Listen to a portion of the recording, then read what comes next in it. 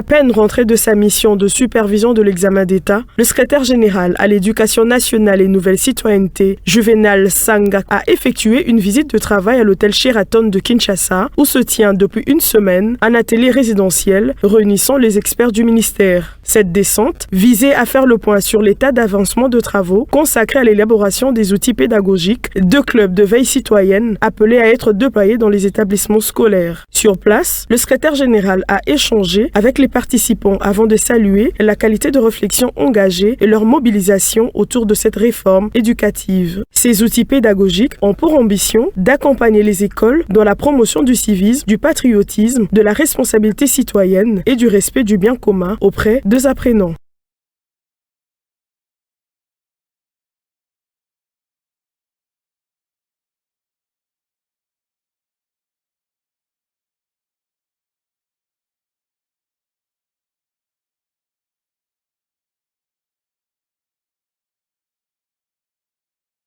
L'heure est au bilan à la province éducationnelle de la Tchangou. Pour Joseph Dianguienda, inspecteur principal provincial, l'année scolaire 2025-2026 a été à la hauteur des attentes. L'élément majeur pour cette année, c'est en rapport avec le numérique. Le numérique n'étant pas une option pour le moment, nous avons formé, nous avons encore recyclé les inspecteurs et puis faire un test pour que les F16 bis, le constat d'absence, soit envoyé au même moment qu'après la passation, donc journellement, et les F13 soient envoyés avant. Liberata Tchabou, directrice provinciale à l'éducation nationale et nouvelle citoyenneté dans la province de la Tchangou, estime que l'année scolaire 2025-2026 a été largement positive. Comme vous le savez, nous, c'est la prière. Sans Dieu, nous ne pouvons rien faire. Juste après cela, nous nous sommes bâtis à l'organisation et nous avons visité tous les centres, que ce soit hors session, que ce soit session ordinaire et NAFEP, TENASOSP, je vous dis que c'était impeccable. Il n'y a pas eu d'incident, rien à signaler dans le mal, mais dans le bon, le Seigneur a été de notre côté, vu que tout ce que nous avons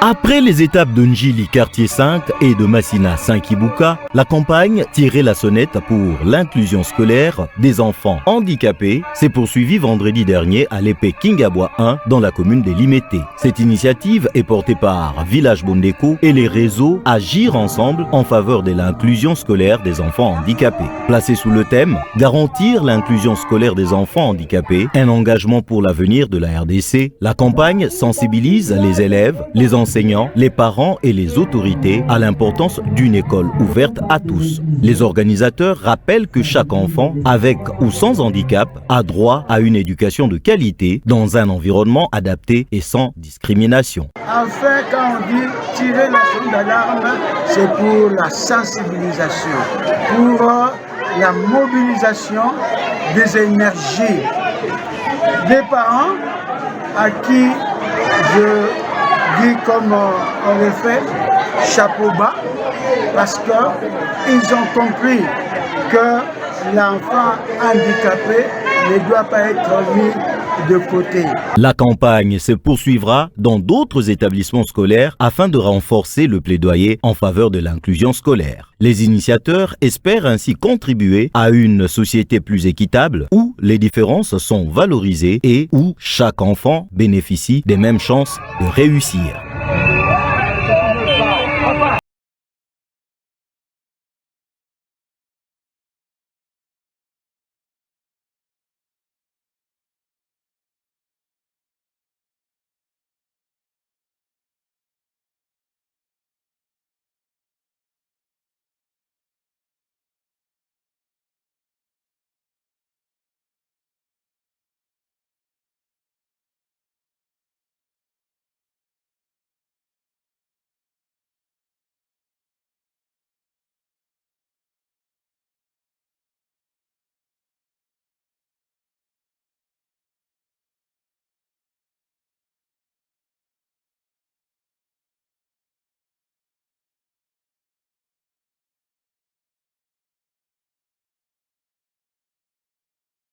nous venons ici juste pour dénoncer l'inacceptable.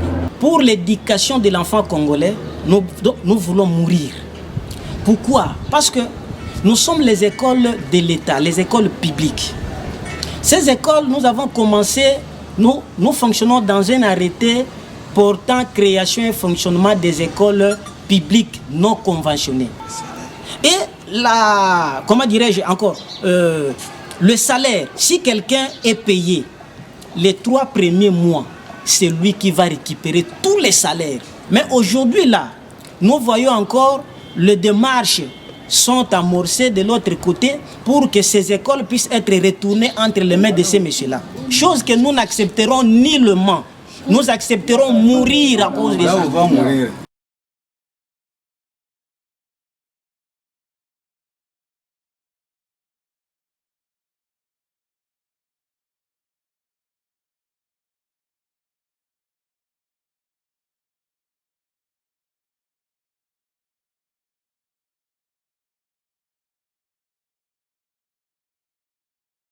Il y a donc plus ou moins 26 matières, dont des questions essentielles. La première des questions qui sera abordée, c'est le projet de loi rectificative du budget pour adapter le budget aux contraintes conjoncturelles et à l'impératif de l'industrialisation et du développement de la nation. À part cette question, il y a des textes importants, notamment des autorisations pour la ratification d'un certain nombre d'accords, notamment des accords qui doivent nous permettre de financer par exemple la rénovation de l'aéroport de Louano, des projets sur l'électrification rurale, qui portent sur des prêts très importants, allant pratiquement de 75 millions de dollars à plus ou moins 200 millions de dollars, et qui exigent donc l'intervention du Parlement pour que l'exécutif puisse, n'est-ce pas, s'en approprier. Il y a aussi sur la programmation militaire qui est très attendue pour la période de 2027-2030, sans ignorer les textes, notamment sur le projet Grand Inga qui doit fournir l'électricité à l'ensemble de la République. Donc je saisis cette opportunité pour inviter les députés à la séance plénière qui aura lieu donc le lundi à partir des 13h.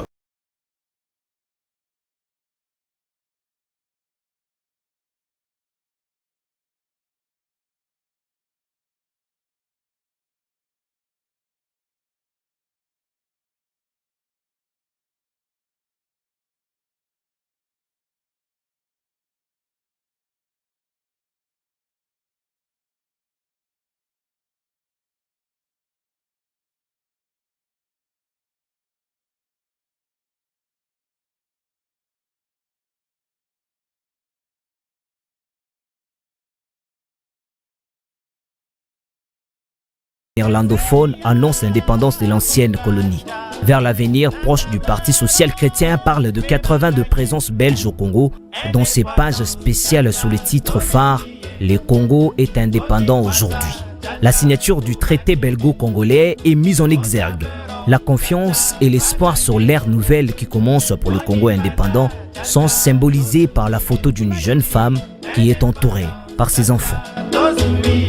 Le soir parle d'une journée historique, mais dans un élan paternaliste dit que la Belgique a donné l'indépendance au Congo.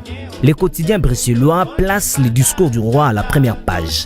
Note, le grande date de l'histoire du Congo parle de fêtes et de consternations. Sûrement que le discours de Lumumba y est pour quelque chose. Pour Hit Waker News, le roi Baudouin passe les pouvoirs à Kasavubu et Lumumba. Une photo prise en Belgique montrant les deux leaders ensemble accompagne l'article. Tout en se demandant si la Belgique avait vraiment le choix, l'hebdo flamand titre « La République du Congo est indépendante ». Dans son numéro du 3 juillet 1960, l'hebdomadaire flamand dépose ce titre « Congo, saut dans le noir » avec en prime une photo en couleur de danseurs traditionnels. Une semaine plus tard, le 10 juillet 1960, le même journal place en médaillon sur la couverture les photos de Kasavubu et Baudouin souriant avec pour sous-titre « Au revoir avec un sourire officiel ». Mais le contraste avec le titre principal de la une de l'hebdo est interpellant. Congo, 30 juin 1960, fête de l'incertitude. Un jour plus tard, soit le 11 juillet 1960, Tshombe proclame l'indépendance du Katanga. Après 80 ans de vie commune mouvementée, le Congo et la Belgique décident de se séparer. Une émission des timbres tant au Congo qu'en Belgique rappelle cet événement qui marque un tournant dans les relations entre les deux États souverains.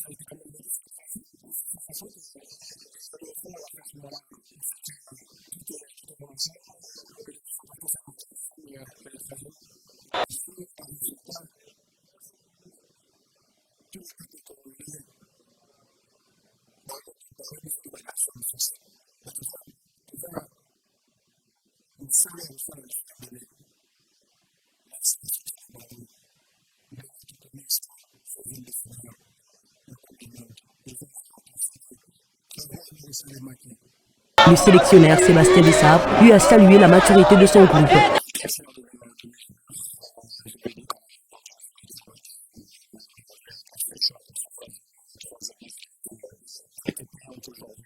Place désormais à un immense défi, l'Angleterre. Mais après avoir déjà marqué l'histoire, les léopards savent désormais qu'aucun rêve n'est interdit.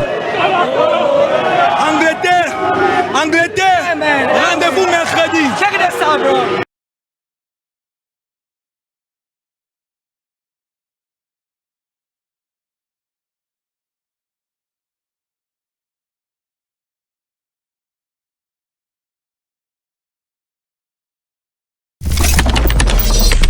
Comment s'appelle l'équipe nationale de la République démocratique du Congo? L'équipe nationale de la RDC s'appelle les Léopards. L'équipe nationale de la RDC s'appelle les Léopards. L'équipe nationale de la RDC s'appelle les Léopards. L'équipe nationale de la République démocratique du Congo s'appelle les Léopards. L'équipe nationale de la République démocratique du Congo s'appelle les Léopards. Ainsi, ces Léopards sont en train de charmer le monde, car de retour à la Coupe du Monde en cette édition de 2026, ils auront à affronter l'Angleterre ce mercredi 1er juillet après avoir rencontré avec brio le Portugal, la Colombie et l'Ouzbékistan. C'est un retour fameux car en 1974, ils avaient fait piètre figure.